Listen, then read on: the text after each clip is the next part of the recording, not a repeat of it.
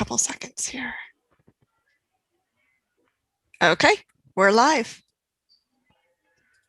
Okay, so it is 6:02.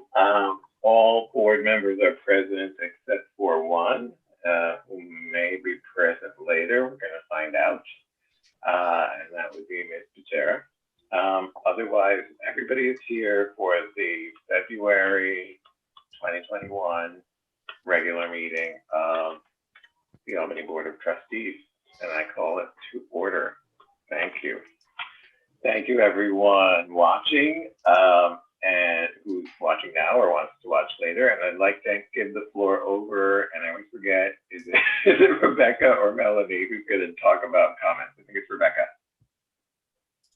So far we have not received any public comment. However, if the public does wish to make a comment, they can email to publiccomment@albanypubliclibrary.org, all one word. That's publiccomment @albanypubliclibrary.org. Public comments received will be read during the designated times. There'll be one opportunity in the beginning, as of right now, and another before adjournment. And if you would, if people do write a public comment, just identify yourself. Make sure that you include your name and area of Albany. Thank you so much. So as mentioned earlier, all trustees are present except for one who may end up being excused, which is Ms. Patera. And I would like to start our agenda as listed with the number 3 consent agenda. Does anybody want to set anything aside for discussion on the consent agenda?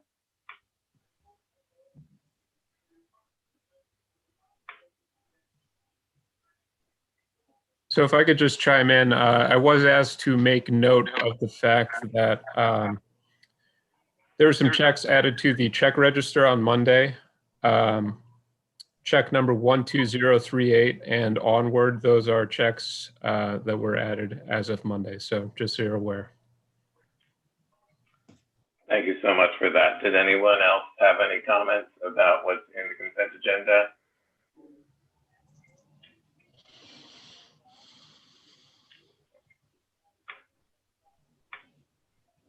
All right, hearing none. I'd like to ask for a motion to vote to accept the consent agenda for February 2021, including minutes. So moved. Check register, capital fund. Thank you so much. That was moved by Karen Strong. Second, please. Second. Thank you so much. Seconded by Tom McCarthy. And we can go over to our board docs and we can make our vote.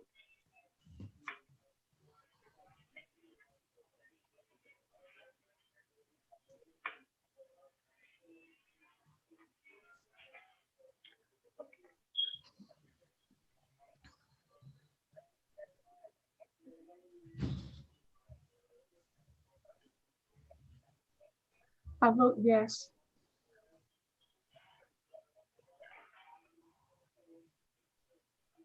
I vote yes as well.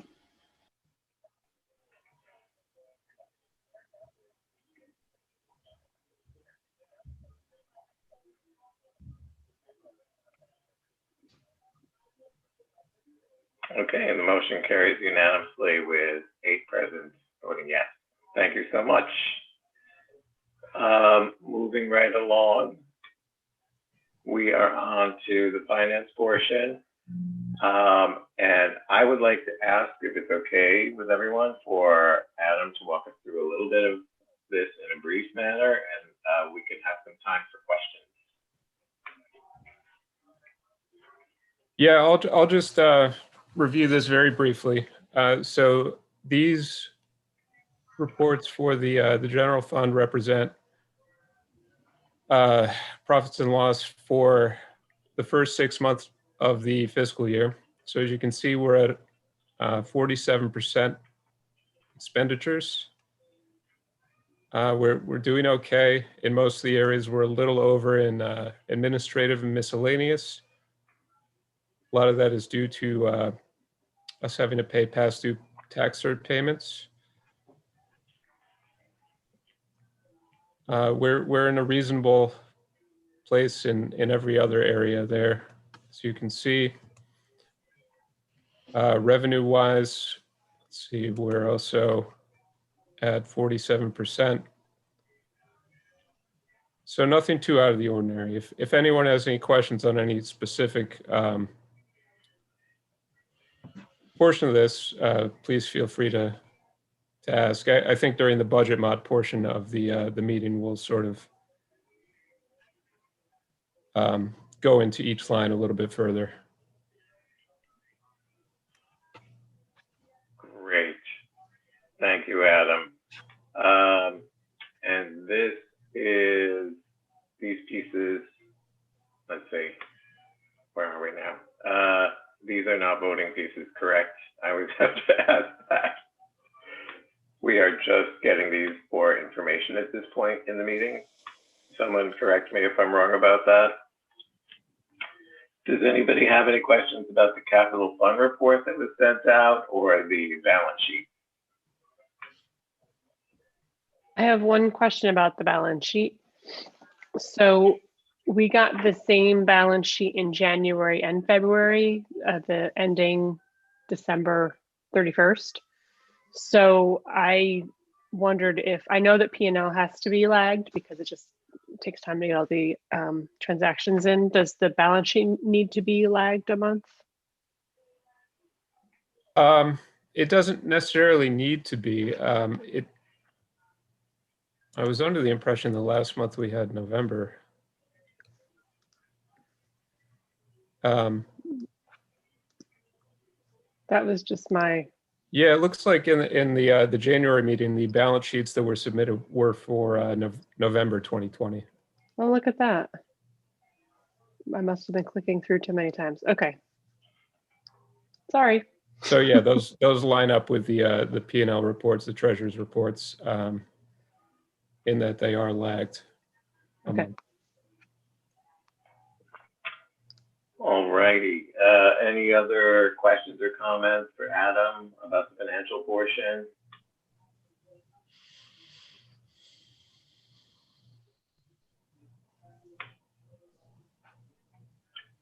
So hearing none, and assuming this is a non-voting item, I would like to announce that Jenna Patera is here, so the board is now complete. And I think Rebecca might have the time from Zoom, if you are of a mind to add that. All right, so moving on to the next agenda item, the next group of items, the committee and liaison reports. We'll have any trustees reporting out. I have been insanely busy, so I have nothing to report. How's that for kicking it off?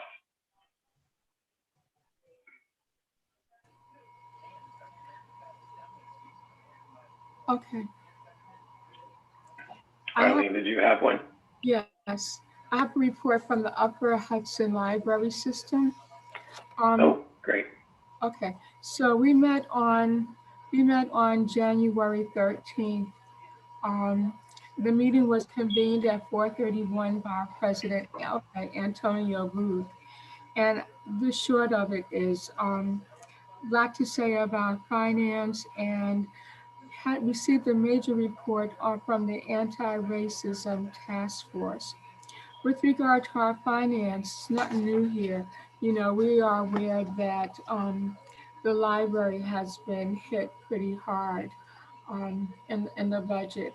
And I shared our concern with the group when we met last month. I expressed the things that the trustees have been sharing with regard to how they felt member libraries might be impacted. And I asked about, the possibility of taking this to the RAC, the Regents Advisory Council, to have some deeper conversation with them about what was going on with our library system. Upper Hudson Library System and its members, how it was being impacted. The other thing I offered was I asked, have they considered working with foundations, looking at corporate entities for support? Because under COVID, there's a lot of money that's out there these days um, from organizations that are concerned about how communities are being affected. The immediate response was, concern about not competing with the member libraries for funds that might be able to help them. So I asked, and Tim agreed that we would talk offline, that we would explore some opportunities offline about this. Um, the Anti-Racism Task Force, Mary Fellows presented a very comprehensive report on what they're doing. And I guess the big thing for us to know right now is that they're in process of developing training for library staff, all staff, and they're developing a training for board trustees of member boards. They're calling them learning circles. There's a PowerPoint presentation that's available that can be shared with anyone who would like to see. And Mary could be available to talk further about the work that they're doing. But it was extremely interesting what they're trying to do to ensure that all member libraries are inclusive and that their programs are being delivered in a way that's equitable and,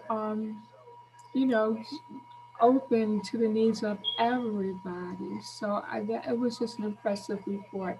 And like I said, we have access to slides, and Mary would be happy to discuss further what they're doing. In terms of the two committees that reported out, again, it was all about the monies and,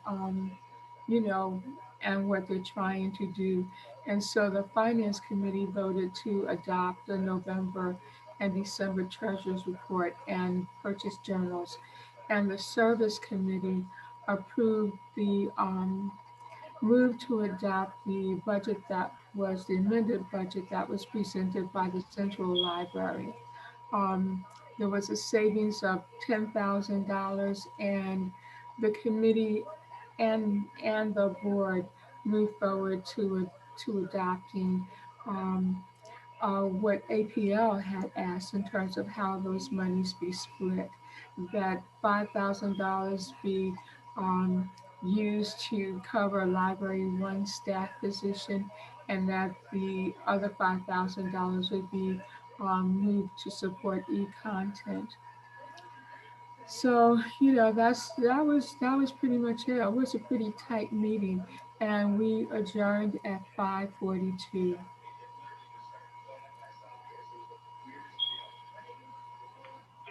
Thank you so much. It's always good to hear what's going on in the system. Let me check my board docs to look for the next item. Okay, so the next item up is the Facilities Committee reports, and I think that would be Tom. Yes.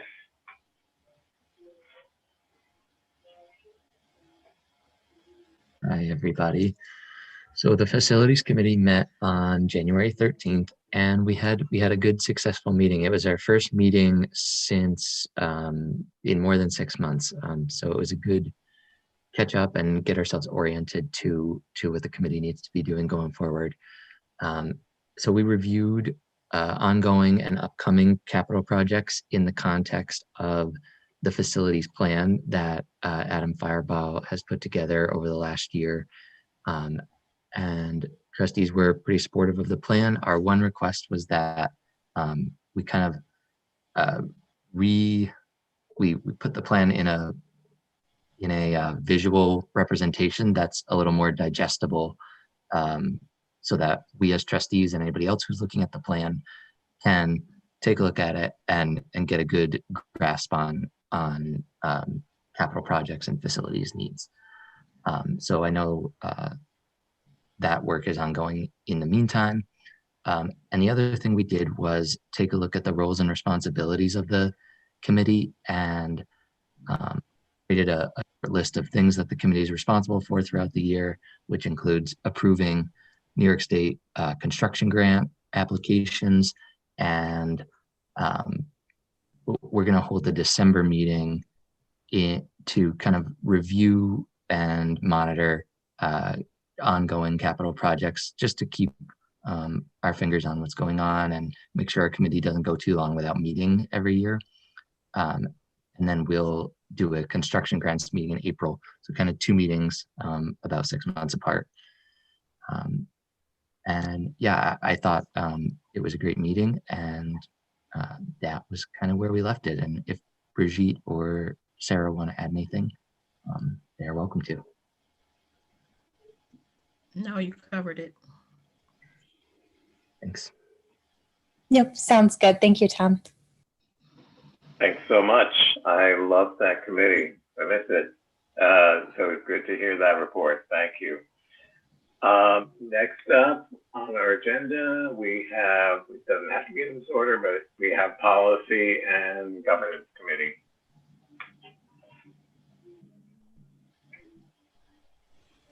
I had to miss this meeting due to a health emergency, so Brenda or Brigitte, if you'd be willing to.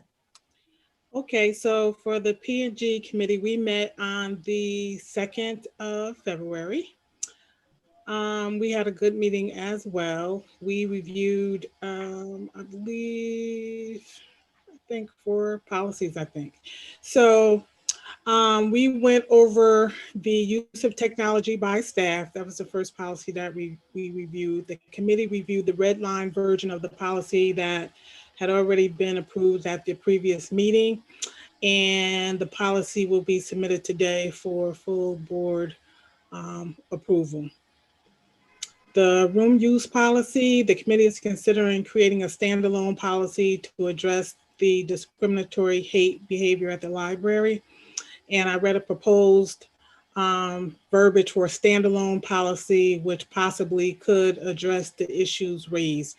And we certainly had a good discussion, and keeping in mind that we do not want to make changes to the room use policy that would decrease or eliminate access for underserved communities, of course.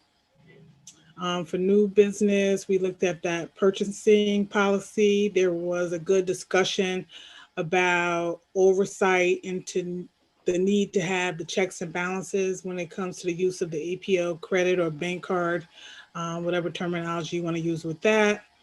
Prior authority is needed. There was a detailed discussion about increasing the purchasing limits of goods and services for the library below $10,000 and keeping the purchases, those limits and requirements of $10,000 and above the same.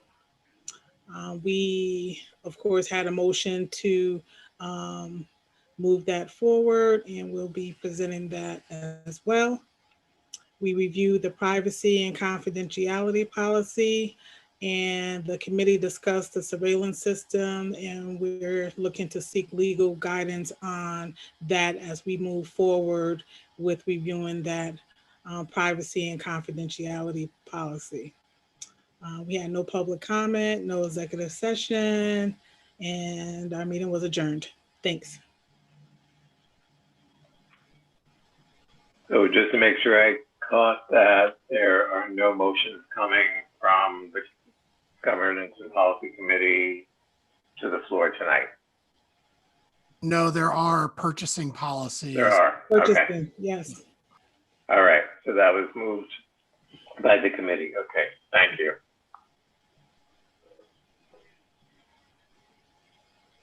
And I know there's some back channeling here. Are we okay, Rebecca and Tom? Yes, fine. Okay. So the next committee member, committee report out would be Audit and Finance. Thanks, Matthew. So the Finance Committee has been very busy these last couple of months. We actually met twice since our last full board meeting. This is our first meeting that we had on January 26th, and we took up 2 items. Our unfinished business was continuing work on the board treasurer job description. This was our second committee meeting working with the job description. This was the point where we had left our prior committee meeting with about 4 outstanding questions. So we worked offline to get answers to those questions, came back in this meeting, and we were able to conceptually agree on a treasurer description that we then agreed to make minor grammatical edits to after this committee meeting and prior to our next one. So we conceptually finished the treasurer job description at this meeting. Under new business, that was where we took a look at the purchase policy before we sent it to P&G. In working with the treasurer job description, we actually had the double check signing policy in the old job description, but it wasn't really existing anywhere in a policy. So that's where we took it out, inserted it into the purchase policy, and then upon recommendation of staff, we also added language regarding credit card purchases. So we had a lengthy discussion concerning all of that because we want to make sure everything is done right. And then we sent the policy, we approved it from our committee and sent it to P&G. And as Scott and Brenda said, that will be under new business tonight. Then at our second committee meeting, we took up 3 items. Under unfinished business, we approved the treasurer job description. So again, this meeting, we just had a few grammatical edits that we had fixed between committee meetings. So we approved the job description at this one, and that will be under new business tonight that we want to share with the full board. And then under new business, it's budget season. So Adam and Scott presented the budget modification. So this year we've obviously had a lot of changes due to COVID. Staffing is a big piece of that, especially with our part-time staff. We've seen other revenue sources fall short where, we were expecting the numbers to be higher pre-pandemic. I won't go too deep into this because this is under new business and I'll let Adam present that later on. And then the other piece of new business was we also looked at the proposed 2021-2022 budget. It's pretty similar to the budget that was proposed for this year prior to COVID. We are asking for a 0% increase to the tax levy due to the current pandemic and the circumstances. And our committee approved both of these. Our committee approved the budget modification as well as the budget draft for the board's consideration. I believe we're going to be reviewing the budget modification tonight, which we're hoping the full board will vote on. And then we have a special meeting 2 weeks from tonight to delve specifically into the budget. And I can take questions on both meetings, but like I said, I wanted to save the budget stuff for Adam to delve into deeper into when we hit new business. And I'm sorry, if Karen or Tom have anything to add, please feel free. You did a great job, Sarah. I don't have anything to add. Thanks. Agreed. Thank you so much, Sarah. And I think I forgot to thank some of the committees when they were presenting. I was trying to manage something else. But yes, thank you all committees for doing that work and for reporting out and letting us know and getting the motions on the floor for later. Now we will move on to the director's report.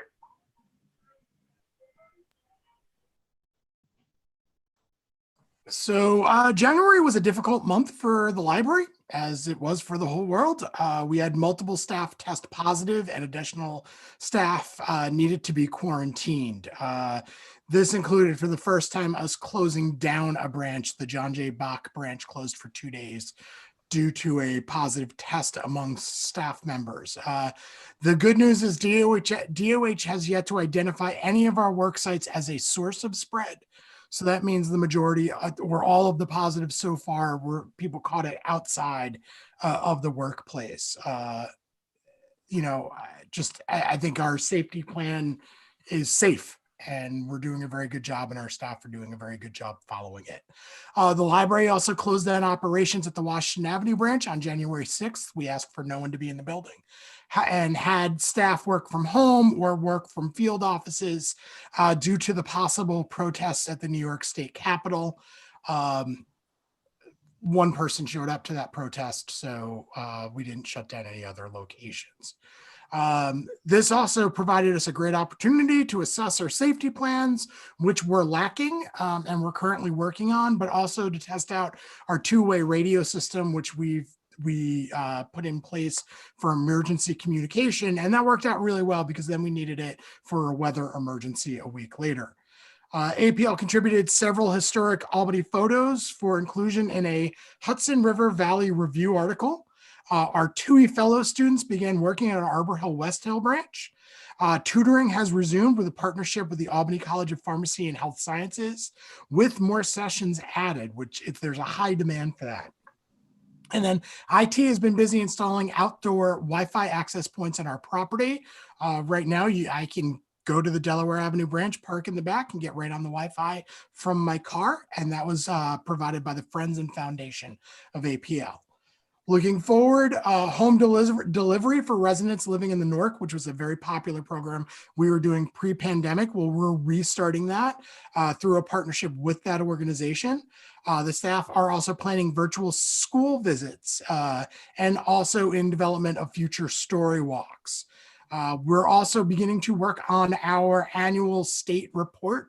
We all know that it's, it's not a fun job, and shout out to Melanie and Adam who do the lion's share of that work. And we will be reaching out to trustees to confirm personal information. So if you have had a phone number change, an address change, or anything, let Becky know. She'll make sure that information is filled in correctly. The library district is also planning for phase 2A, which we actually believe we will be in on Monday, which is really great news. This is, of course, us gradually bringing patrons back into the building, but we're excited about it and we're well prepared, and I think the public really wants to come back. Stats, my apologies for stats not being in my written report. It was just with the changes in what the state's been asking for the annual report and changes that needed to be made. Melanie was a bit busy to get it to me in time, understandably. But good and bad news. Circulation did decrease by 6% compared to the prior month. So compared to December of 2020, circulation transactions also fell by 12%. But there was a 15% increase in online program participation and a 12% increase in reference and research questions as well. Administration assumes that some of the drops in circulation are due to COVID closures. Bach, who is our highest curbside library, does the most amount of our curbside business. They, of course, were closed for 2 days. And then the weather may have also affected circulation. So numbers do not look like they looked like last year. But again, as I say, every time, remember that it takes, where it took one person to do a transaction, now it takes 2 to 3, and the work is significant. So even with a reduction in transactions, it does not mean we have any less work to do. And it's always pretty amazing to see how many books we're circulating, considering people can't come in the building.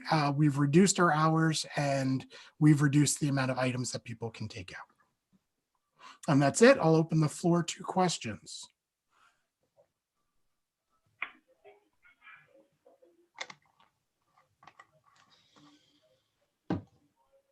I just want to say thanks for the great work and reporting and keeping the trustees abreast of different changes throughout the month. They're all positive changes, so they're nice to announce. I'm also want to just say I'm excited that the reference questions are ticking up. That sounds like it means that people are getting used to asking questions that way and using the phones. And it just takes a while to really get adjusted to that. And so that's really a great trend. Yep. Did you say you reduced the number of items people can check out at one time? Yeah, we haven't reduced it since doing curbside. It's just, before curbside, you could take out 900. Actually, it was unlimited, but the system would stop you at 999. But now patrons, I believe it's 5 items that patrons are allowed to take out per transaction.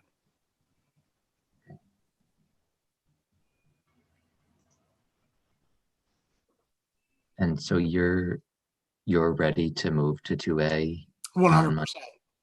We've been prepping.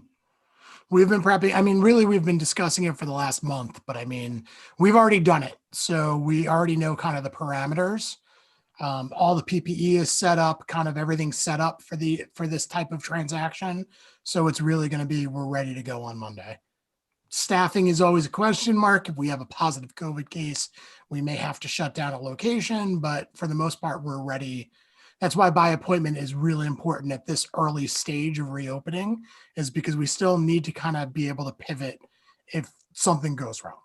And a lot of our staff have families. So, as the case in my household and a lot of people's households, one member of the family starts showing symptoms, we tell that person they can't report to work. So, if there's sniffles in my household or if there's sniffles in Melanie's household, it's stay home for the day and just see what develops, because that's what's safe for everybody. Staffing has been incredibly difficult, and really our heads of branches and our branch managers deserve a lot of credit for being able to work with things the way they are right now. Thanks.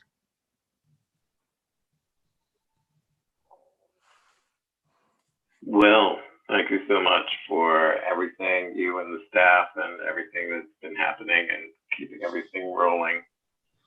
And if there are no further questions or comments, we could move to the next item. We can go to number 7, informational items. So we have some memos.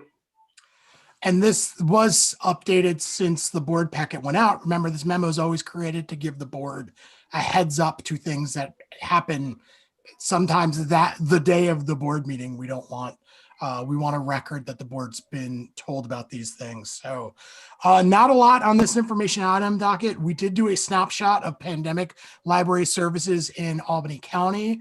Part of this had to do with some of the concerns that were brought up by the Troy Public Library about the way things were being reported, that all libraries were closed. Part of this is from feedback that we've gotten from members of the public that all libraries are open. It's just all over the place. So Melanie and Stephanie and I sat down and we did a real analysis of the page that's up on UHLS that library directors are supposed to update as things change. I don't know if they are or not. It seems like they are.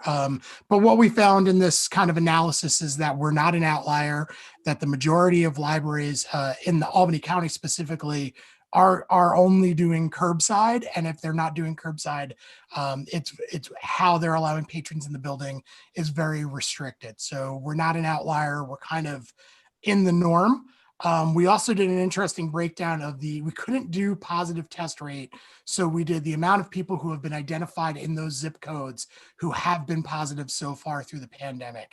And again, this just kind of reinforces the idea of APL is in a hard hit area and serves several hard hit area codes. And that's one of the reasons why we have to be restrictive in the access that we allow. So nothing new or earth shattering from this study. It just was good to kind of sit down and look at the numbers and say, oh, wow, our guess is actually kind of proven out by the numbers. We will do this again. We did this on the 21st of last month.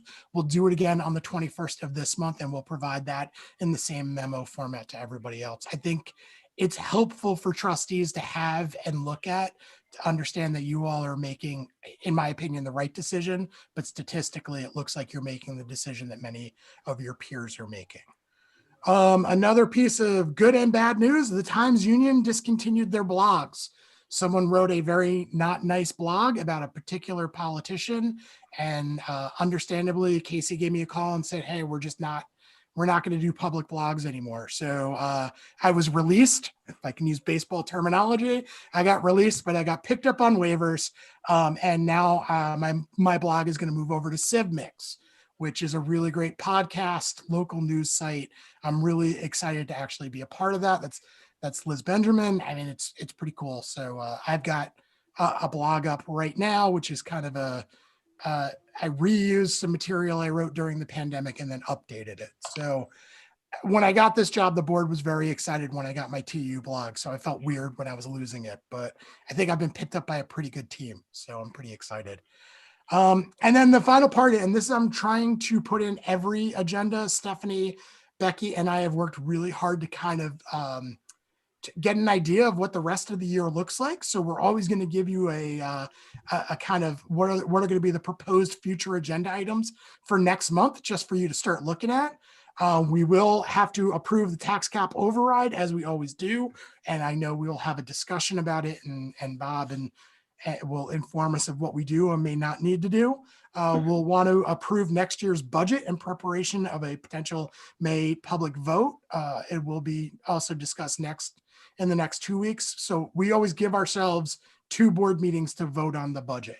So you all can say, you know, this is good, and vote on it in 2 weeks from now, or you could say, we're going to wait till March. And the reason why we did this is one time we kind of had a very strong conversation around the budget, which made it so that we were close to not making a budget, getting the budget voted on before we were going to put it on out for public vote. So it's always good to give 3 meetings for us to look at and talk about our budgets. Approve election notice in preparation of the May public trustee election.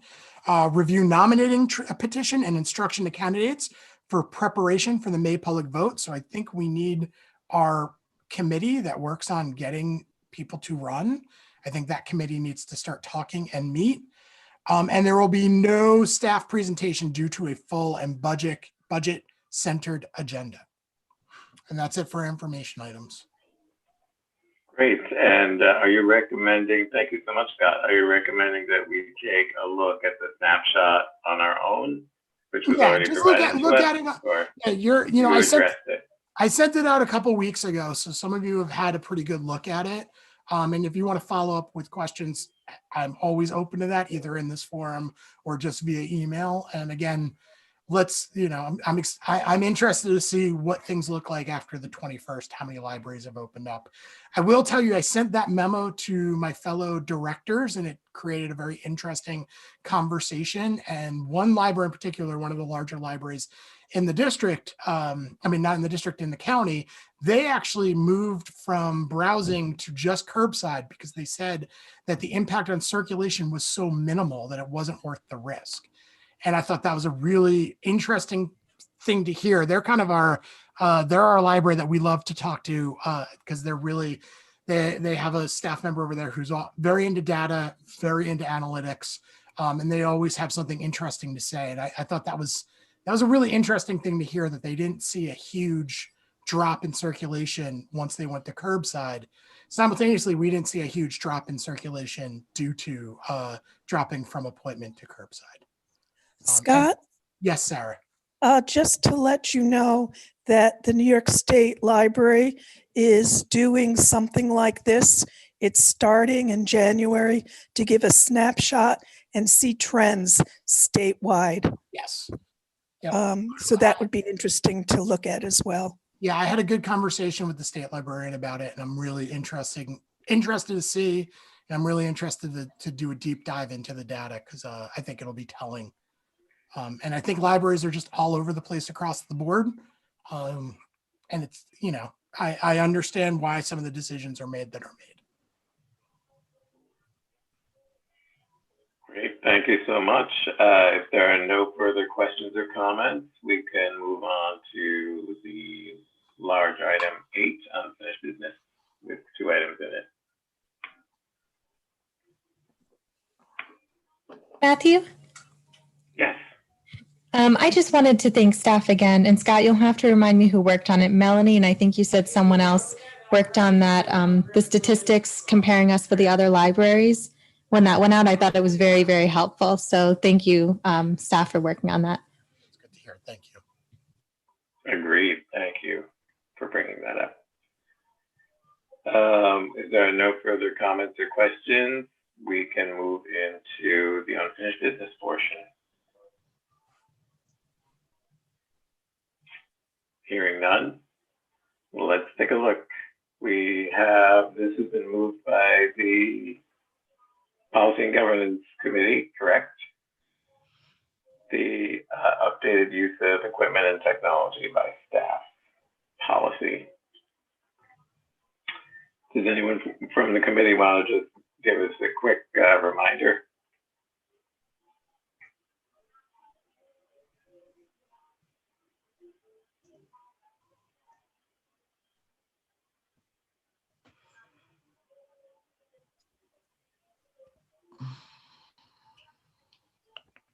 I'm not from the committee, but I can speak to it because I was there at the meeting.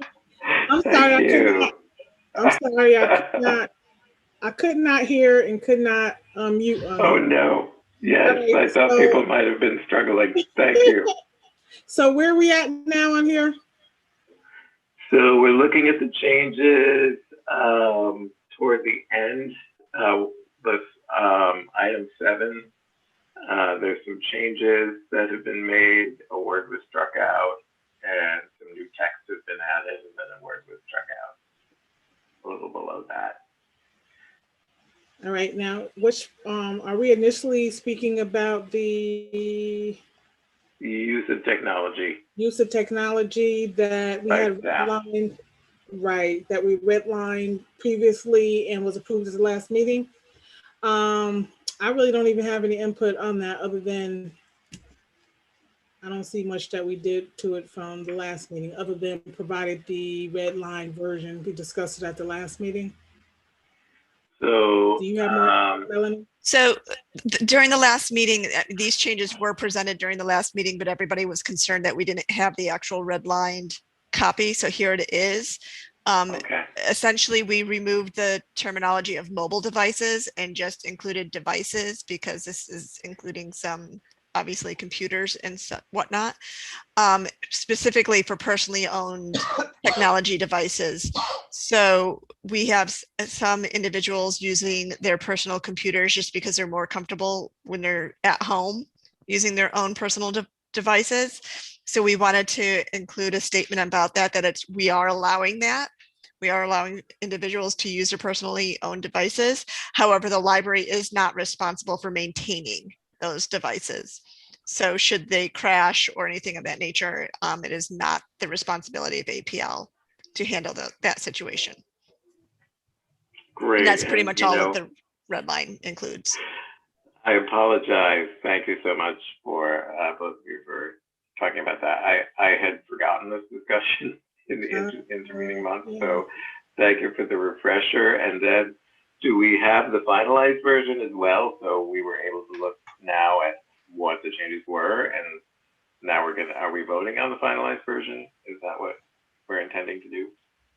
Well, the red line version essentially, once this committee accepts those changes, so someone clicks and says it's done. Okay. Yep. So it has been moved, correct, by the committee, and so we are looking for a second. And we'll also have some discussion time after we get a second. A second. Thank you so much, Ms. Way, seconds. And is there any further discussion?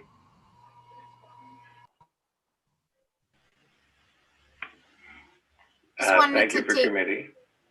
I just wanted to note that for the voting, as usual, the motion, it appears that Mr. Finn has made the motion. However, it will be corrected in the minutes to indicate that the committee made the motion. Thank you. So hearing no other questions or comments, we should go to our board docs or do a voice vote.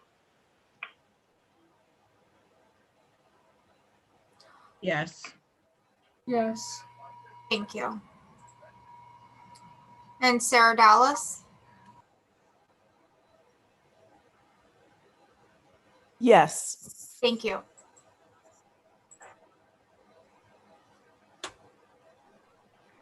and the motion carries unanimously. Thank you so much. Sorry, it didn't pop up for me, but I also say yes. Excellent. Thank you. I was like, wait, it says 8. What do I do? It says 8. Okay. Unanimously. Thank you. Thank you. Thanks so much, everybody. And the next unfinished business is also, no, they're not from the same place, right? This is coming from, this is the PEG commitment, and this has been moved also to the floor. And this is 8.2. Did anyone want to review quickly what we're looking at here?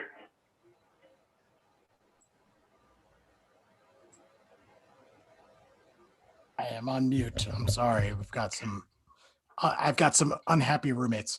All right. So we are looking at the PEG agreement. Now it's not wanting to open for me, so I'm just going to do it on the fly. It's right in front of me on the screen.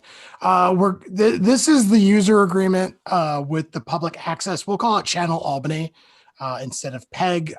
This is the agreement for them to use the studio that's already located in our basement.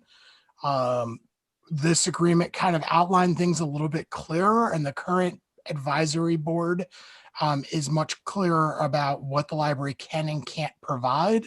And I have been assured multiple times some of the issues that we had in the past we will not have again with them going into the future. So the current agreement sunsets in March. I'm on my goal for this year, or from this year and moving forward, is we start signing agreements before they're due instead of after they're due. So I would absolutely love to have the board vote on this agreement at this meeting. This would actually probably put it to their February meeting or our February meeting. I am on that advisory board. And then hopefully the mayor or someone from whoever needs to sign it at City Hall will sign it in March. Thank you so much for that review. I sort of do remember this one from before because I know you've been updating us on it. It sounds very positive. I'm going to ask for a motion and a second from the floor, and then we'll take time to discuss. I'll move to accept the PEG agreement, approve the PEG agreement. Thank you, Karen Strong. I second. Seconded by Brigitte Breyer. Thank you so much. Any comments, discussion, questions before we vote?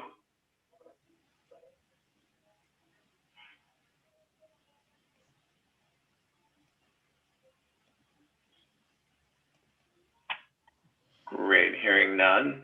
I suggest we go to our board docs and or voice vote.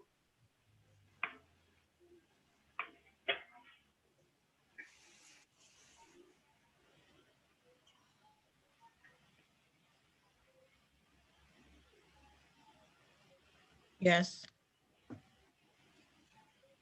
Arlene, please state your vote. Yes.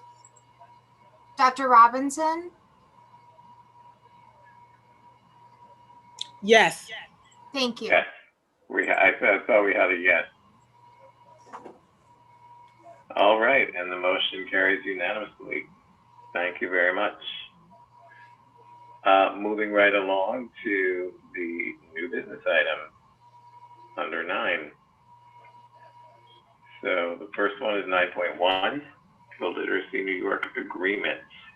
So this is a similar agreement. This is Literacy New York is a program that operates out of kind of the second floor of Washington Avenue. We provide them office space and classroom space. This is a really important program. They do a really great service. Again, like all of the programs that we are kind of entering into more user agreements with, it's just to clearly define the responsibilities of us as an organization and what we can do for these organizations. They're very much driven by, I mean, they have a staff, but they're driven heavily by volunteers, and sometimes that creates some confusion. Literacy New York, the Capital Region one, is kind of no longer in existence. So the Rensselaer County Literacy New York is taking over the Albany program. So they'll be operating out of our branch. They do a lot of work, everything from HSE, so high school equivalency exams, to ESL classes. They just really, they're a great program. They keep our second floor busy. They attract a lot of new Americans to our library, which is always great. Again, we want them in the building. It's just like all of our other new user agreements. It's just to clearly define the roles and what we can do, and keep down some of the issues that we've had in the past. I'm not asking for the board to vote on it this week. Again, like a lot of these agreements and contracts, we like to introduce them in information items and then bring them to as new business, give you another month to kind of review it, and then we can talk about it next week to see whether or not we're going to vote on it or not. Great. So when we have the special meeting, we won't be talking about this on February 23rd. It'll be the March meeting. It'll be the March meeting. Okay. Just to clarify. Okay, great.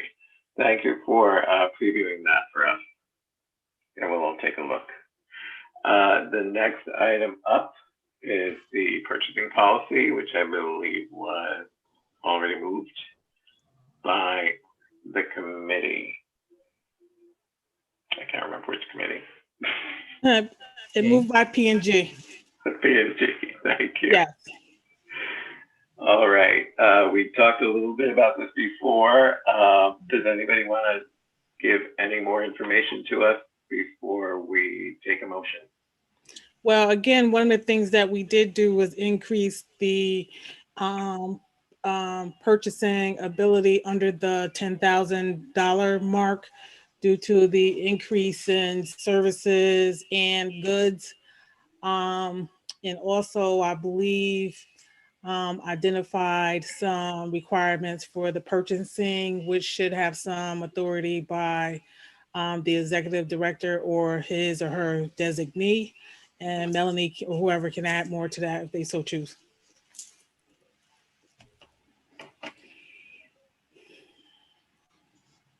Would anyone who was present at that meeting want to add before we look for a motion? Thank you, Brenda. Dr. Robinson. Sure. So essentially, we just added the lines. This was also discussed in the Finance Committee about check signing, because there was no indication of how checks were signed in any of our policies. So we figured that should have been added.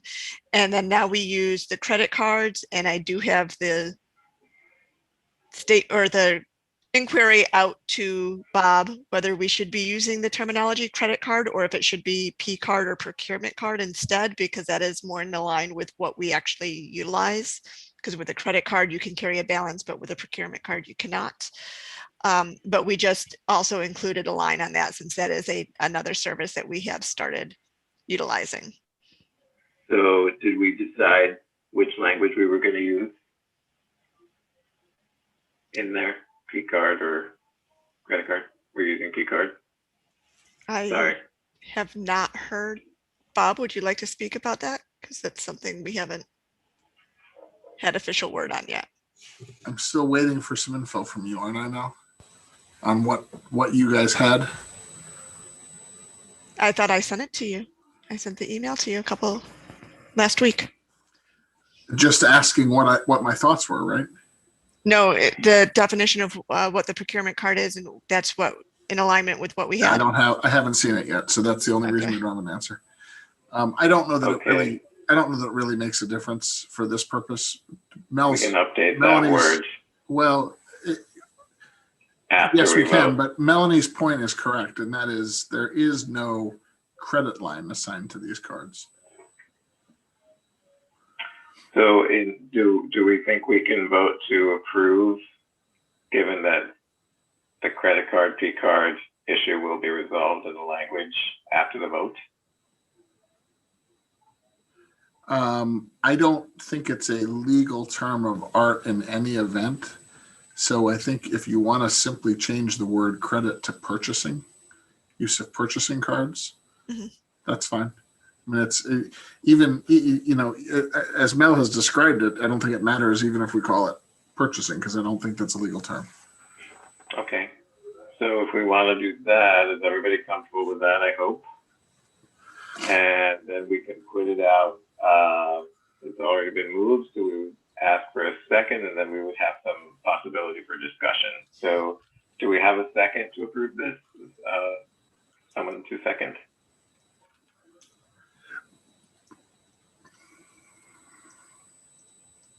A second. Thank you. Brigitte seconds it. And now we have a moment where we can, before we vote, if anybody has any discussion, any comments, any further thing they want to say about it, that would be now. So I just have a question about the P&G committee raising the level, raising or lowering the requirements for purchases under $10,000. I wasn't sure what you said there, and I didn't see any. Yeah, red Karen, line I think around that was a so- little bit, I think that may have been a little confusing. That wasn't done in that way. The only thing that was done is that we stated the amount that will be required for a double signature on a check. And that is an increase from what the library has currently done, but it's also something that's never been written down before. That's really what the change is, and it's the change under check sign. Okay. And that's the okay. Right. Thank you. Okay. We talked about that at the finance committee meeting. They accepted that. Correct. Got it.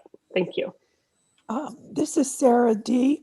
Could you just repeat what the language will be in the final policy? I feel uncomfortable voting on it until I have a clear understanding of what it will say. Instead of the word credit, it's going to have the word purchasing whenever they're referencing credit cards.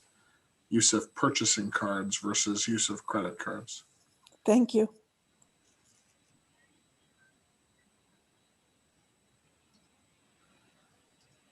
Hearing no further comments or questions, I suggest we go to our voting apparatus or voice vote. Can I just actually state something? I'm looking at what was included in the board docs. And I think there was a discussion about changing the on requirements obtaining quotes and bids under number 2. Exactly. The limits we had changed for the very first lower limit, we changed that, and I don't know how that didn't come through. Yeah, and I did speak about, and that's what I was speaking about. I don't know. Yeah. If you heard the correction on what I was speaking about, but I was speaking about that particular item that was changed in this policy. Oh, I see. Which isn't changed in the policy. Right, which I thought I had sent along, so I don't know how it didn't come through. Give me 1 second. Dr. Robinson, do you recommend the committee proceed with this vote? I didn't look at the policy that was submitted in board docs, so. I actually think you probably shouldn't, because I haven't seen that yet, Matthew, and you're dealing with the statutory requirement there. So I should take a look at that beforehand anyway. Okay, so I recommend that we halt the vote in order for more people who need to look at it to look at it. I'm not sure what the parliamentary language is there, but let's pull this from the floor table somewhere so that we can have a little bit more time with it. And I apologize because the copy that I sent to you has it, so I don't know how it's oddly not redlined, it's blue lined, so I don't know how why that went that way and why it's not coming through. So I apologize for that. Okay, if there's no objection, we'll pull this one and we will be able to vote on it hopefully in March. Mm-hmm. Okay, great. I got a little excited and I clicked yes, so I hope Rebecca can delete that. It's gone. Excellent. you. Are we ready to move to the next policy, which I believe would have been moved already by the Policy and Governance, and that's the hate speech policy. This is a policy that we're working on in P&G, and it wasn't moved on because we're still working on it, but I guess we're just introducing it, this particular policy. Okay. We look to help with the room use policy rather than trying to reformat or change that policy that may inadvertently have a negative impact. We were thinking about adding this policy, a hate speech policy that other libraries and other places have also utilized. And I believe there is an example of that. I can't pull up any of these board docs documents to see whether it's actually there or not. It is. It is? Okay. I So think that's what Rebecca's displaying. Yeah, thanks. okay, so you want to introduce this proposed verbiage on this particular policy, hate speech policy for APL as well, so that we can address some of those issues. And some of the verbiage, as you can see there, I don't think I need to read it. I think everyone can read that on their own, and we can have further discussion about it at our next meeting. And hopefully, not hopefully, we will have a formalized policy for review for the board. Thank you so much for introducing that and giving us time to review. Sure. Would anyone like to make any further comments on that one, or just review on your own so we can move to 9.4, treasurer job description? Any other comments? I just want to thank the P&G committee for taking this step and doing the research needed to try to find a way to address this very serious issue. And I look forward to reading the policy. Thank you. Thanks. Agreed. Any other further comments?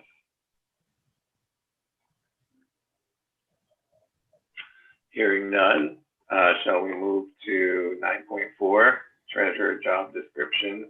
So I see we're going to be looking for a motion. Was this moved by finance, or will this motion come from the floor tonight after we get a quick review? The finance committee moved this. And just to confirm, with Bob, I think we said we wanted the whole board to approve this. The job description? Yes. I think that's a good idea. Okay. And it's, Yes. and I did have the conversation with Scott and Adam, so it's good to go. It's good to go in this version. This version, as we see, is ready to go. Awesome. Thank you.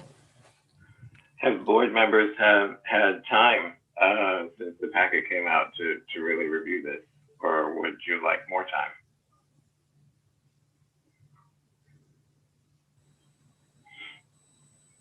Sorry, I basically asked yes and no there, but so since it's been moved to the floor and assuming the board members have had time to review it, Sarah, was there anything else you want to say before we look for a second? No, just, general background again. The document that we had on hand when we started this process was actually a segregation of duties document from 2007. One page covering duties of the treasurer, duties of the finance office, and duties of the VP for finance on our board of trustees, my current role. And we really didn't have, a singular job description for our treasurer. So, the committee really did some deep research here. Karen provided some great resources. We were on the state websites, and we really dove deep into, segregation of duties and learning the proper role of the board treasurer versus the business office. And, we really put a lot of work into this and what, a treasurer should be doing for our library. So. Well, thank you very much for all that work and sharing it out and getting it moved to the floor. Can we get a second so that we can then have one more chance for comments or questions? A second. Thank you, Dr. Robinson. Now is the time for any further comments or questions before we vote.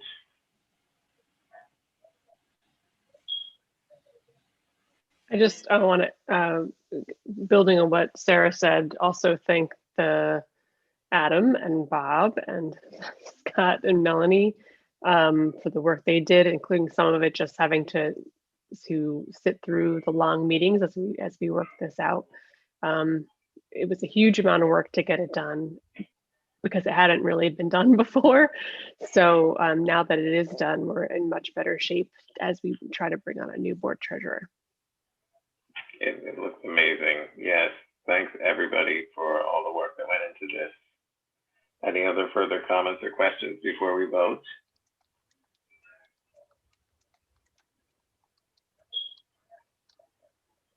Hearing none, I suggest we go to board docs or do a voice vote and cast our votes. I vote yes.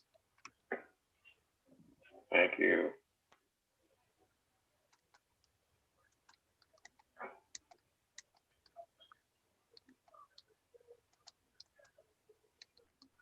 And the motion carries unanimously. We now have a treasurer job description. Wonderful. Thanks, everybody.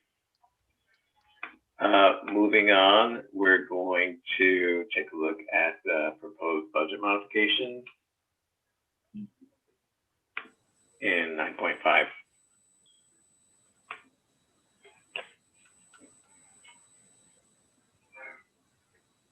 And will someone be walking us through these? Yeah, I can do that. Rebecca, is there any way we can get the spreadsheet up on the screen, or if everyone is able to access that on their own? That's going to be the document I'm Adam, board docs is being relatively difficult for some of us. Okay. Yeah, it's not working for me. Yeah, it's locked me out and has a weird loading thing. So we're probably going to want to walk it through this way. Okay. All right. So in the finance committee meeting, I pretty much went through it line by line. In the interest of time, I'm not going to do that. Of course, if you have any questions on particular lines or particular figures, we can certainly address them. But I'll try to just stick to the major areas of adjustment here. So for the modification, the first major area is the pilot payment. Our last payment was $480,000. A couple weeks ago, we heard from the city, and the estimate for this payment was bumped down to $450,000. It may actually end up being even lower than that. As of today, we've got some bad news. So we have it in here as $450,000. It's a $30,000 decrease in revenue there that we're projecting. The fees and sales line under revenue is that's a very significant drop. As you can see, we cut it $15,000 from the previous modification, but that's a cut of $75,000 from the original pre-pandemic budget. Obviously with limited operations, that line is all the revenue streams that factor into that line have just been completely put on pause until further notice. So, hopefully if we move into a new phase, we'll see a little bit of an increase there, and certainly going into 21, 22, I think the hope is that we'll get a better number in that line. Interest income too has suffered this year compared to 2019, especially. I think we ended up with almost 120,000 in revenue in that line in 2019. Part of the reason for that is that we haven't been maximizing our investment potential. We've been sitting on more cash than we usually do in our money market account. And also just the market value of our investments has has not been favorable these last few months. So we are projecting a 50% decrease from what we had in the first budget mod. So that combined with the other small adjustments here, we're looking at almost 77,000 less in revenue than our previous modification.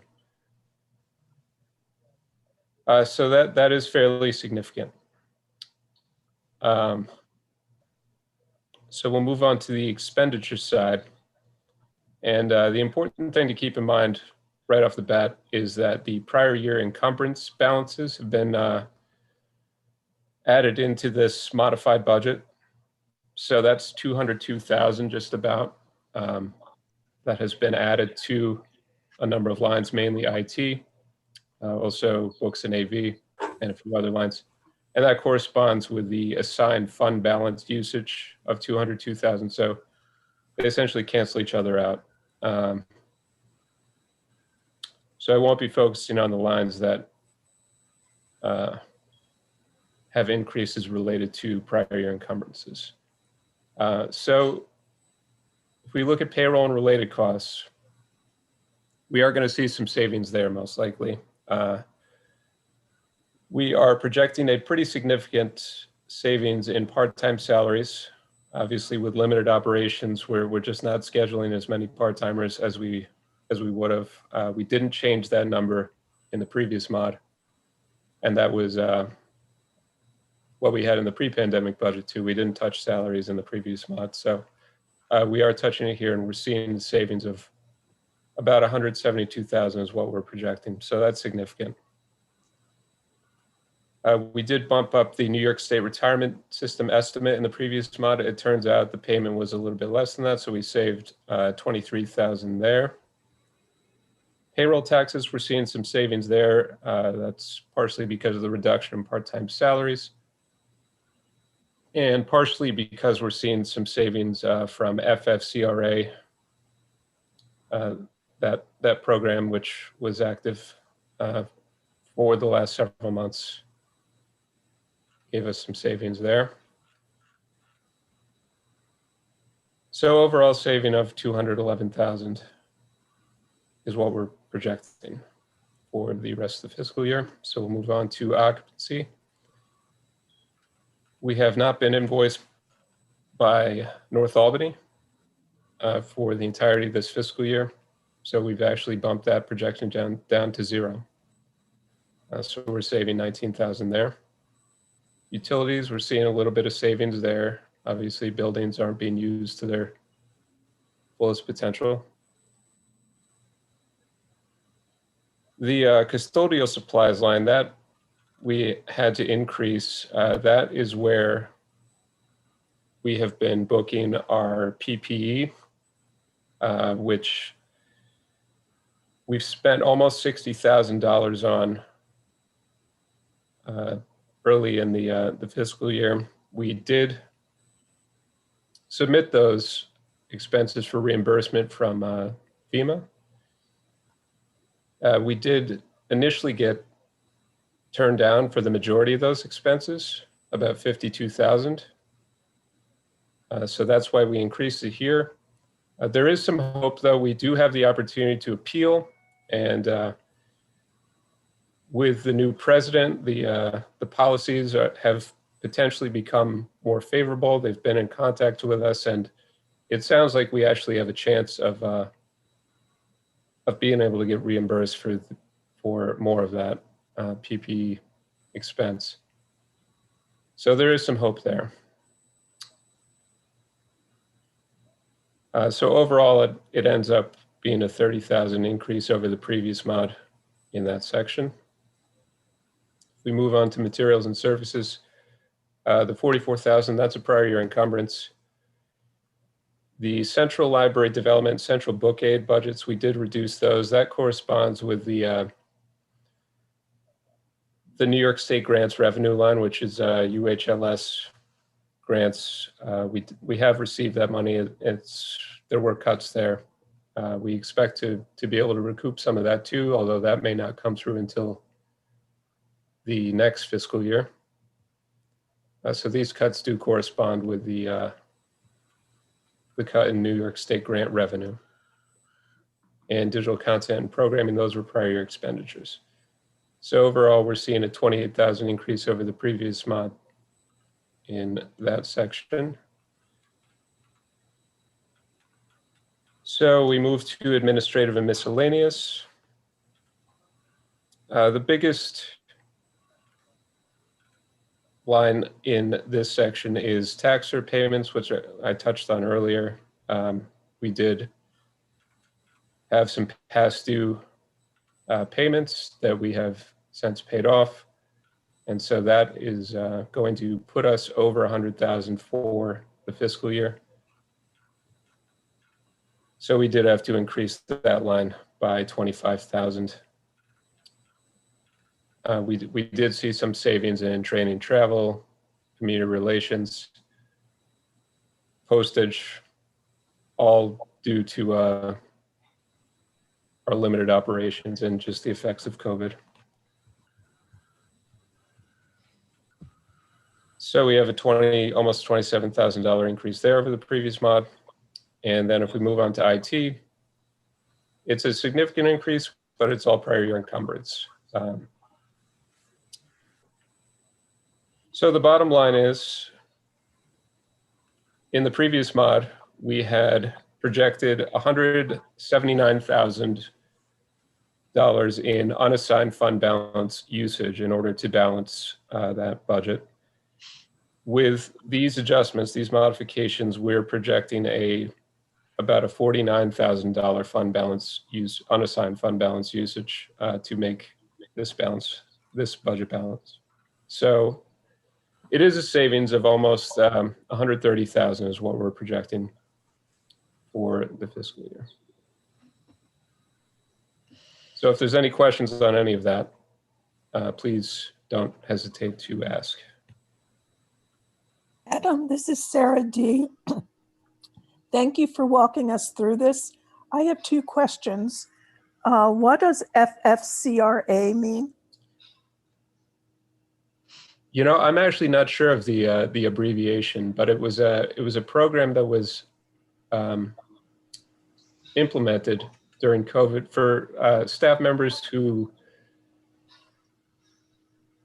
had childcare obligations, things like that.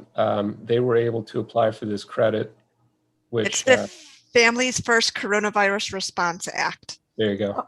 And did that not get passed after December 31st? Correct. It expired December 31st. Yep. Okay, thank you. And then this is just a passing comment. You said about our investments. I Yes. thought because this is public money, it can only be in CDs or a money market. Were you referring to that, or are there other investment opportunities? No, I mean, our investment capabilities are very limited. So yeah, it is what you just mentioned there, CDs. Well, and treasuries, right, Adam? Yeah, Treasury. Yeah, treasury You have a bonds. significant holding in U.S. treasuries, and that's allowed. Yeah, I don't have all the language in front of me, but yeah, it's you can see in our investment policy on the website. I mean, it's very limited what we can do. No Tesla stocks, Sarah. Yeah, no GameStop. No GameStop. Good one. That's what I was hoping for, but I know that's not legal, but thank you. And we yes, did talk about agreed. this at the finance committee meeting as well. And so what Scott and Adam explained was that less money was invested, that has a lot to do with the amount, because we are pretty much limited to fixed rate investments. They are what they are, but we're investing less to keep cash more liquid to use in case of emergency. Yeah, we had kind of a double concern. The first concern was the fact that we were at the end of our first stump year, I forgot which one we're going to call it. And that we weren't sure when we were getting cash from the school district. And then on top of that, the pandemic and not sure when we were going to get cash from the school district, and just wanting to make sure we had a little bit extra just in case. And a little bit extra is a lot when it comes to investments. I want to just second all the great work of doing this, that everybody who worked on it, and Adam for walking us through and the questions that we've had from Sarah. So are we going to get a motion from the floor, or was this moved by finance? This was moved by finance. Okay, so we're looking for a second, and then we can have another last opportunity for discussion, comments, and questions.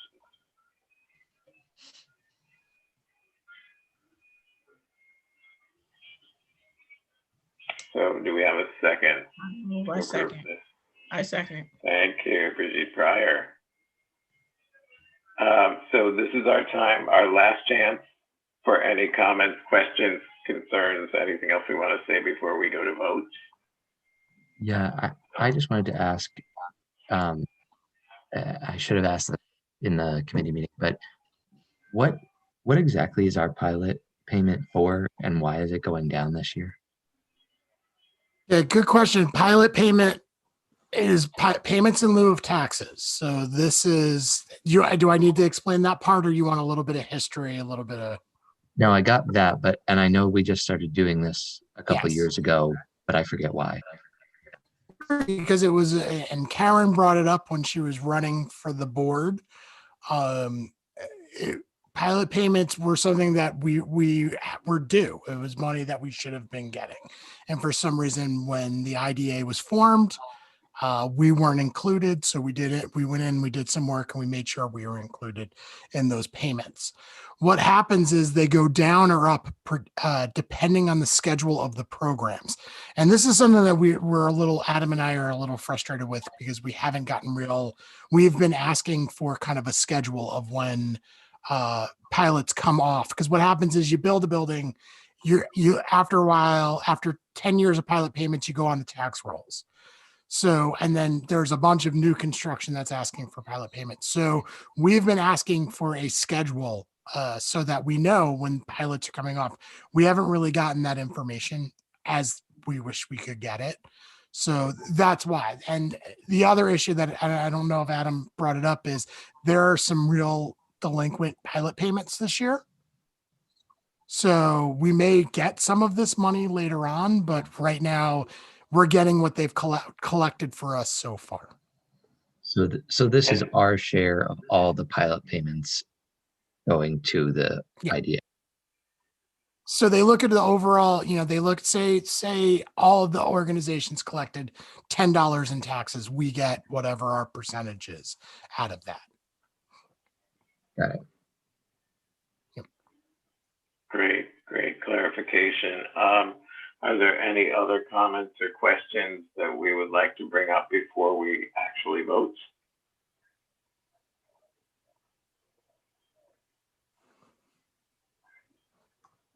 Hearing none, I suggest that we go to our board docs or do our voice vote on this motion.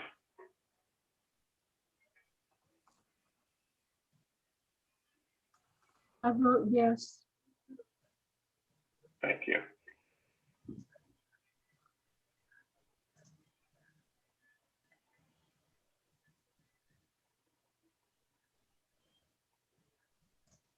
And the motion carries unanimously with all board members. Thank you so much. We are going to move on to 9.6, which is our budget draft. So we're having time to look at this before we vote on the 23rd. And who's going to be walking us through this? That'll be Adam. Yep, I will take that on. You've got a lot of jobs tonight, Adam. Thank you. Yeah, it's my big day. All right, so if we can take a look at that spreadsheet again.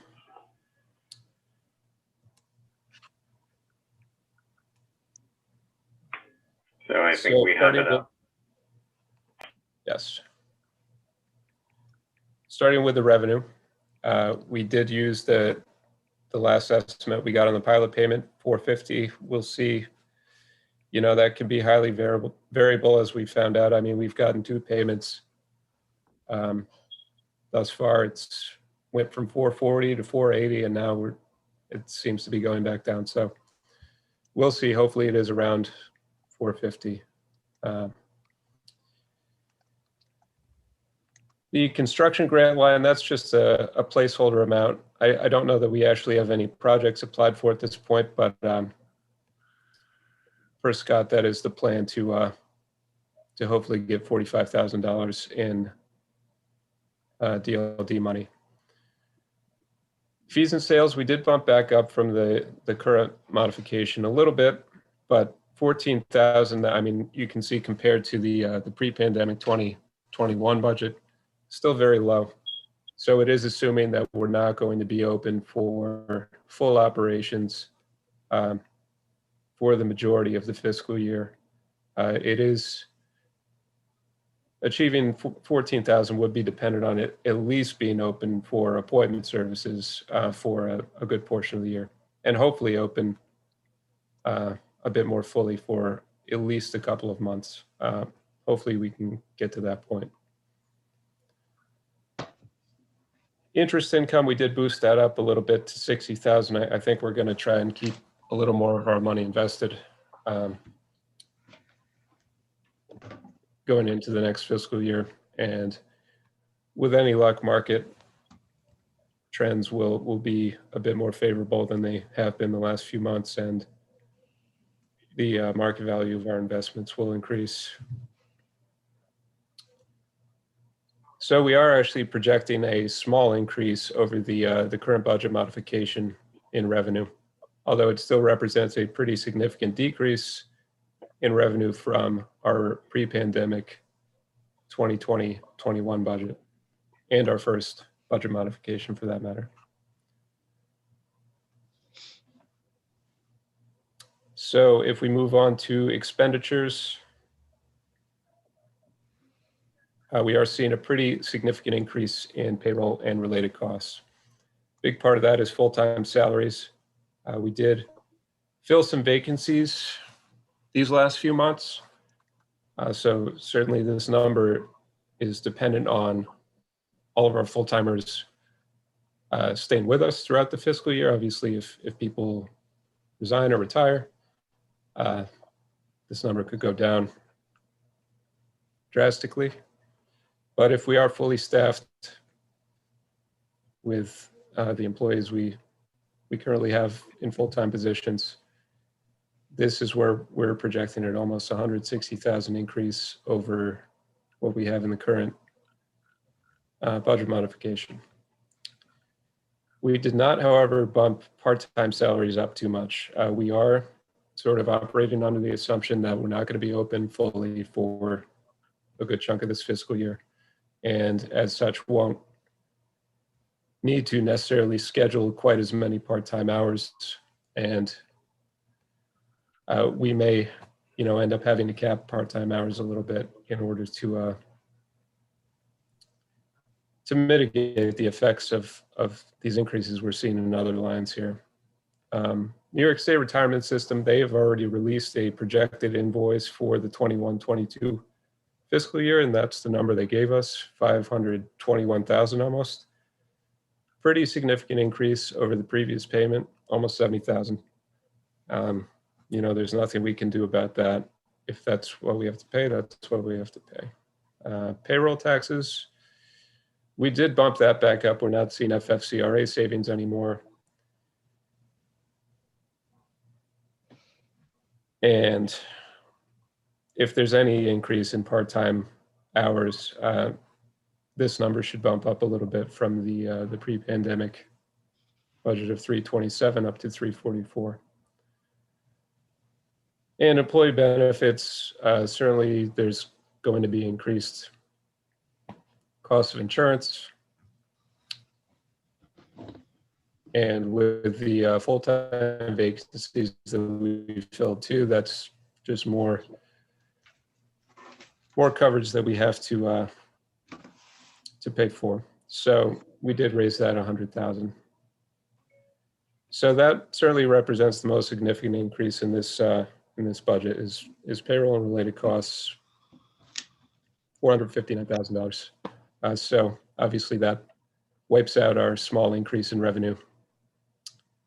So we had to find savings in the other areas of the budget. So moving to occupancy, we did put North Albany at 10,000. It's still kind of a question mark whether they're going to, when they're going to start invoicing us again. Utilities, we did bump that up a little bit from the previous modification.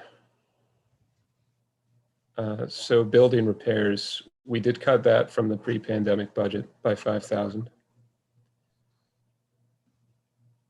Furniture and building improvements, we cut by 25,000.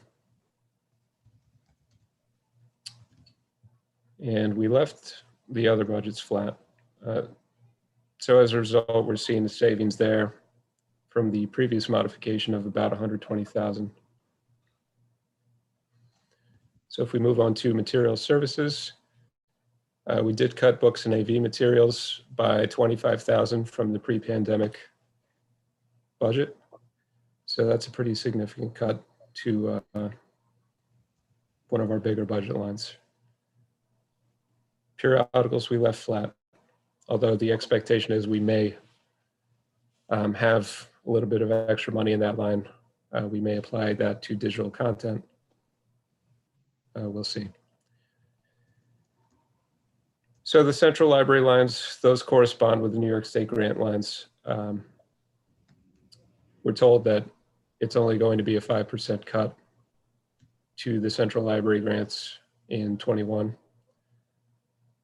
So that's where these numbers derive from. Digital content we did not cut from the pre-pandemic figure, and like I said, maybe some of the if there's any leftover periodical funds that may go towards digital content. Programming we did cut by 20,000 from the pre-pandemic budget, and just by 1,000 from our first modified budget. Certainly the expectation, I assume, is that there's going to be a lot more virtual programming going into the near future, and certainly during the 21-22 fiscal year. So we see savings in that area of the budget of almost 62,000. Moving on to administrative, we cut office supplies by 5,000 from the pre-pandemic budget. Let's see, we did actually increase bank fees. That is a line that may stay at this level going forward, about 9,000. There were some changes in our rates with the bank. I don't have the language in front of me, but we were hit with a $2,500 bank fee at the end of 2020 that we had not had to pay in previous years. So we're seeing a slight increase there. Postage, we increased by 1,000 over the previous modification, and still it represents a cut from the pre-pandemic budget. PR, publicity and printing, we cut that by 5,000 from the pre-pandemic budget. Training and travel, we cut that by 15,000 from the pre-pandemic budget. Community relations, we cut that by 5,000. So just kind of cuts across, the various lines here. One line we did need to increase was professional services. We do foresee union contract negotiations taking place during 21-22. And the legal fees associated with that are substantial. So we have increased that fairly significantly, certainly over the pre-pandemic budget of 124. Tax cert, we left flat at 100. The ULON fees, those are based on the fee schedule that we've been given. So a slight increase. And we bumped liability insurance back up to 70,000.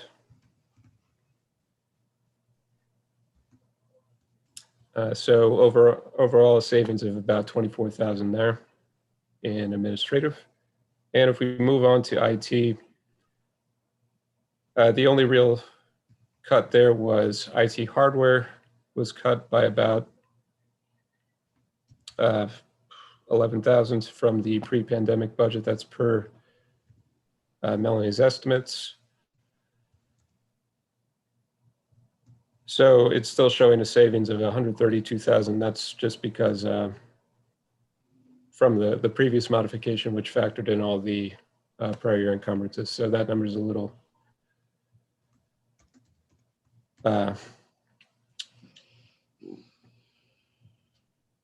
what's the word? It's not the most accurate number to go on here, but the bottom line is we are projecting an increase in expenditures over the previous modification of about $120,000. It's only an increase in expenditures of about $12,000 from the pre-pandemic budget.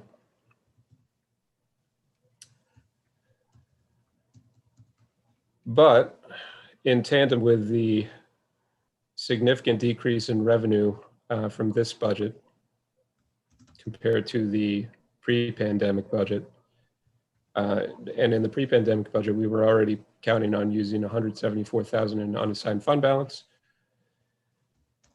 So when you add it all up, we are projecting an unassigned fund balance usage of $355,000 almost. So that is significantly more than we've projected in recent years, and certainly more than we've ever actually had to use in recent years. Usually we end up in the black year to year. So if these projections are correct, this would be a pretty significant fund balance usage. So that's that. If there's any questions. This is just a reminder, this is our first pass through the budget. So Adam and I will be looking this over the next 2 weeks based on just kind of thoughts and ideas. And we'll do kind of a little bit of a presentation the next meeting that kind of just does a deep dive of what the impacts of this budget may look like. There is an administrative opinion at the end of this memo that Adam put together. I'm not going to get into what's in there, but I think it's important for everybody to read because it will give you an idea of what our presentation is going to look like at the next board meeting. That's great. Thank you so much, Adam, for the detailed presentation. I need to be walked through these things like that because I need help with numbers. So I appreciate that. We're all going to have time to look at it before the 23rd, and then we're going to hear a little bit more about the finalized version, as Scott said, and have a little bit more talk about the impact. So I would suggest, since we have time to review this on our own, that we continue moving with the agenda because it's 7:40, if there are no objections. I don't have an objection, but I wondered if Sarah wanted to say anything about what the Finance Committee discussed.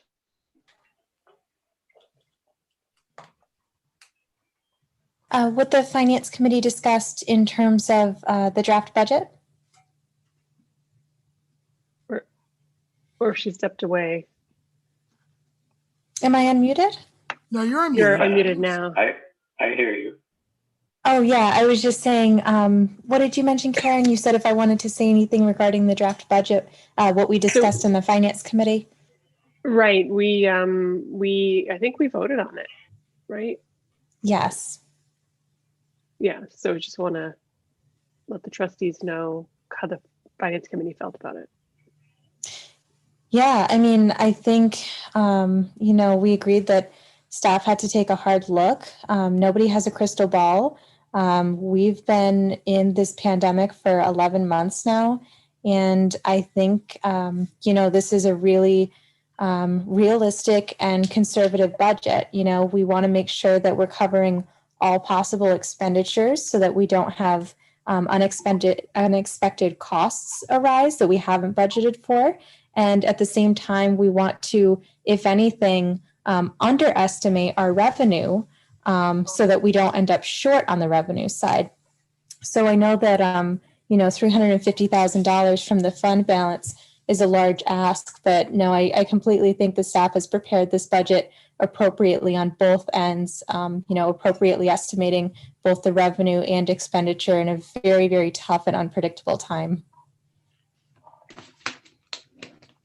Thank you, everybody, for all that work. It's really hard stuff.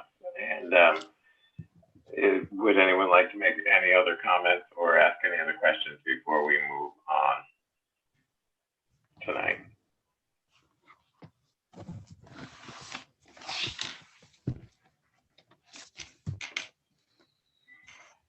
Okay, so we're hearing no further comments or questions.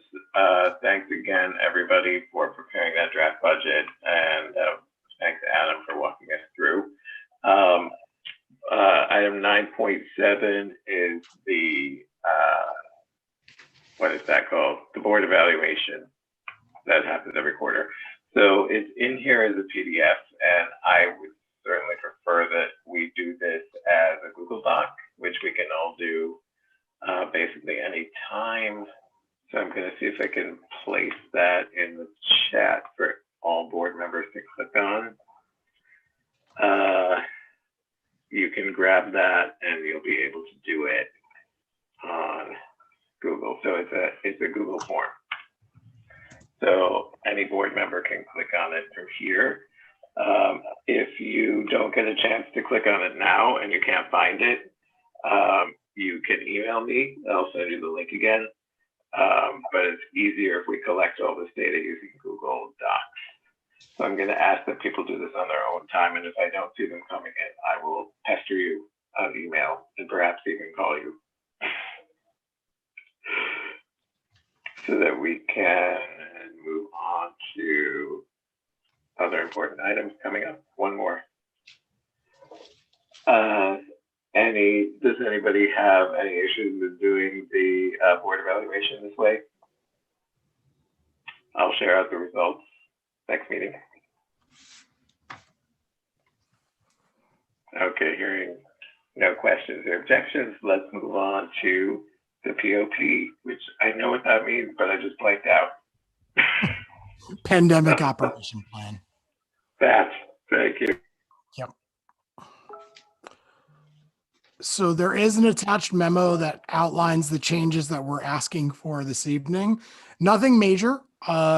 Really, the proposed changes to the Pandemic Operation Plan is to section that's called Staff Exposures Cleaning and Disinfection and Human Resource, formerly known as the Human Resources role, which is on page 10. We changed, section has been renamed Positive, Exposed, and Quarantined Staff. The reason for that is no other section in the Pandemic Operation Plan called out a particular department, and it was causing some confusion and some questions. So we figured it's better to just rename it to kind of conform it to the rest of the titles in the plan. Under that section, subsection A1, removal of the ratio for work from home for quarantined staff. Some staff who are quarantined, we are going to allow them to do a little bit more work at the discretion of their supervisor. Then we're asking for a change of subsection B5, eliminate it. Staff will no longer be required to present a negative test to return to work. This conforms with the New York State Department of Health guidance. It became a really contentious conversation with staff who were testing positive, having 2 weeks, and then wanting to return to work and being told they need to go and get a test again. And that's it. No changes to the COSP. And then patron feedback, patron and community feedback. I presented at the Uptown Neighborhood Cooperative. I really went in expecting to kind of get skewered, but at this meeting, there were several members of the public that talked about their virtual use and curbside use of the library and were extremely positive, The feedback was positive. They wanted the staff to know how impressed they were. They wanted the board to know how impressed they were. And these are people I don't know, but it was really nice. I mean, really some really great stories about what people have been doing. So there was just a lot of appreciation at this meeting that I wasn't expecting. A lot of appreciation for both curbside and virtual programming. So we're doing something right. And again, the majority of the feedback I'm getting has been positive. And we respond to negative feedback when we get it, but we have not gotten any since the last board meeting. Thank you, Scott. That's great. So for the pandemic operations plan, the POP, we're looking for a motion to approve those changes, correct? Yes. We'll need a motion and a second, and then we'll have time for discussion.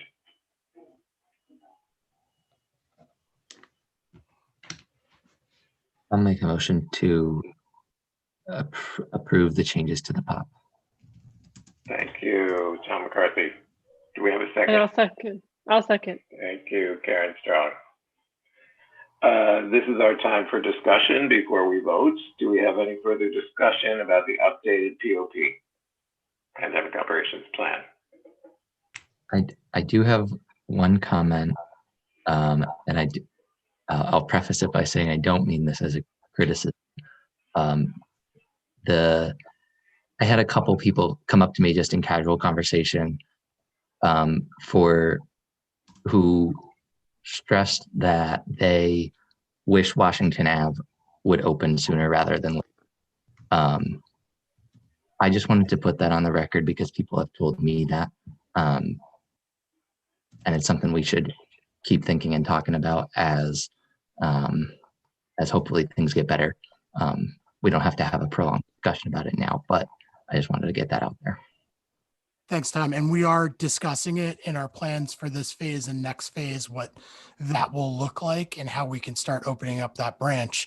The number one reason why we can't have that branch open is due to staffing and redundancy scheduling. It just takes a lot of staff to run that location. And we needed those staff at other locations that were safer to operate in, because the other thing we have to take into consideration, remember the 3 branches that we do are opening to by appointment. Those are high ceilings with really good airflow and windows that can open.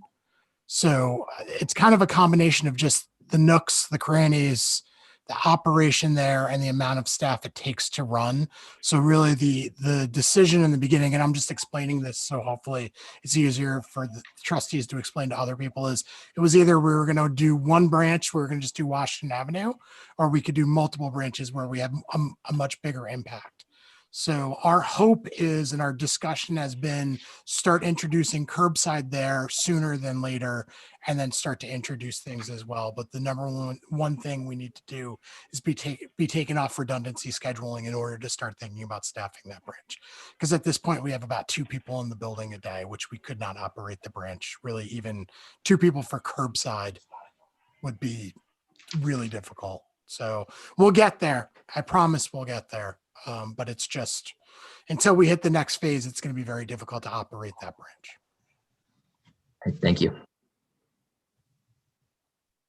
Thanks for bringing up those concerns from the public. Do we have any further discussion before we vote?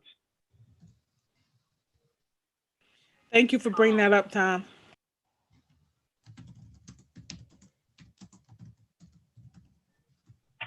Hearing no further discussion, I suggest we go to board doc and vote, or do our voice vote?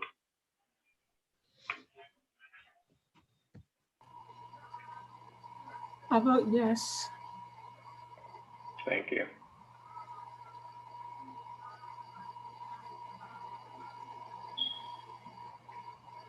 Brigitte, how do you vote? Yes. Well, I guess the board docs, I hit the little yes icon, but I guess it didn't get it. Must be a glitch in the Wi-Fi. Alrighty, thanks everybody. The motion to accept the updated pandemic operations plan carries unanimously. Let's see, where are we going next?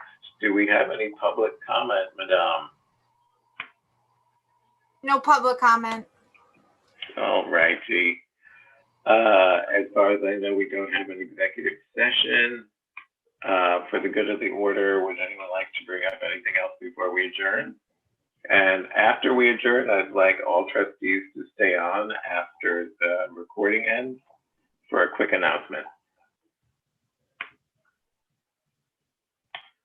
So hearing no further comment, I'd like to get a motion from the floor to adjourn the meeting.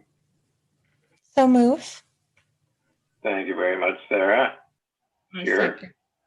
as seconded by Brigitte Pryor. Thank you. Any discussion? Just kidding.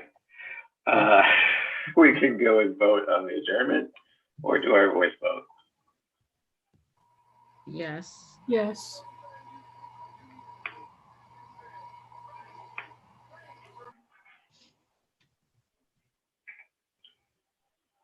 And Sarah Dallas, how do you vote?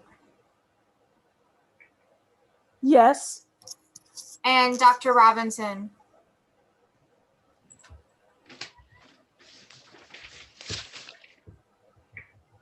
Yes. Thank you.